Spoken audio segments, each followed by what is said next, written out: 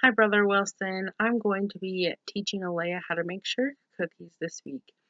I wanted to teach her how to make sugar cookies because when I first met her, she had expressed that she had some situational interest in learning how to make sugar cookies.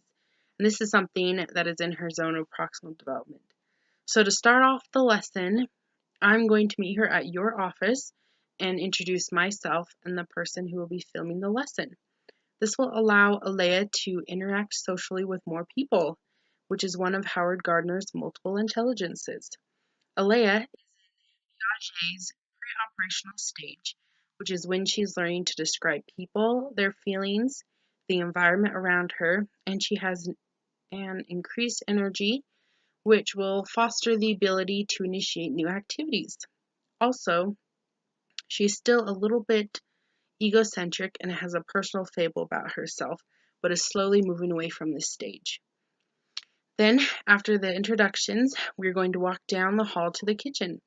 I'm going to let her choose which side of the kitchen we are going to work in, which is helping to make sure that the first level of Maslow's hierarchy of needs is fulfilled. This allows her to choose the physical arrangement and climate for the lesson. This will also help to turn her trait anxiety into facilitating anxiety because she will be comfortable with her choice of which kitchen to work in. I'm also hoping that her state anxiety will not go up because of the imaginary audience we will probably be able to hear coming from the people who might be using the gym next door. After Alaya has chosen which side of the kitchen to work in, I'm going to show her what a negative prototype of a sugar cookie is, and then show her what some of the defining characteristics of a sugar cookie are. Then we'll read the recipe together and make sure that we have all of the correct ingredients, which is one of the correlational characteristics of sugar cookies. Then I'm going to ask her if she understands what the cooking abbreviations are and what they mean by using Bloom's taxonomy questions. This will allow me to clear up any misconceptions or illusions of knowing that she might have. I will know by her cueing and my own intuition if she needs help or if she doesn't understand something. Then I will ask her if we should wash our hands before we start to make the cookie dough. This will allow me to see which moral development stage she is in. According to Kohlberg's stages of moral development, she should be at the conventional stage. Then we're going to start making the sugar cookie dough. My proximity to Alaya will be close, just so she can see what I'm doing, but I will be observing and watching her physical individual state to see when I get too close to her and start to make her feel uncomfortable. I'll be using direct instruction so I don't create learned helplessness. By showing her what to do, I will be implementing Albert Bandura's social cognitive theory that suggests that humans learn through observation.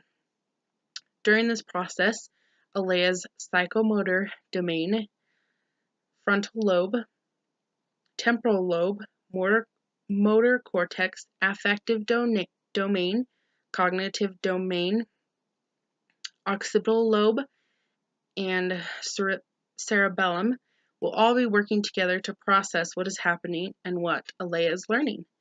This will happen because this lesson is going to be very hands-on learning, which is another one of Howard Gardner's multiple intelligences. After the cookie dough has been made, I will get out all of the different cookie cutters that I have brought and let her use her initiative, which is the stage that Erickson would put her in, to decide which cookie cutters to use.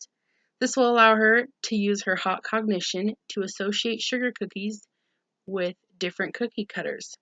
This will also employ her will to power because she must choose which cookie cutters to use or not use. After we've cut out the sugar cookies from the dough, I will put them in the oven to bake. While those cookies are baking, we'll finish using the rest of the cookie dough. If the cookies are not out of the oven by this point, then I will take out some already made sugar cookies, which represent a positive prototype of what a sugar cookie looks like. I'll have containers of frosting and food coloring, so Alaya can make different colors of frosting for the cookies. This will have Alaya use her visualization because she's able to see which colors she wants to have to be able to decorate the sugar cookies with. About this time, the first batch of cookies should be done.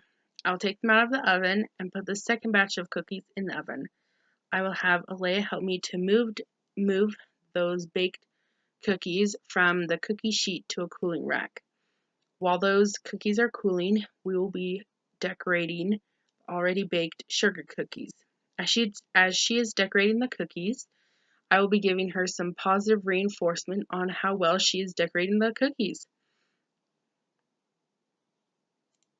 After all of the sugar cookies have been baked and decorated, I will get out some plates for Alaya to put the extra sugar cookies on to take home. The end goal of this lesson is to increase her self-efficacy and self-esteem.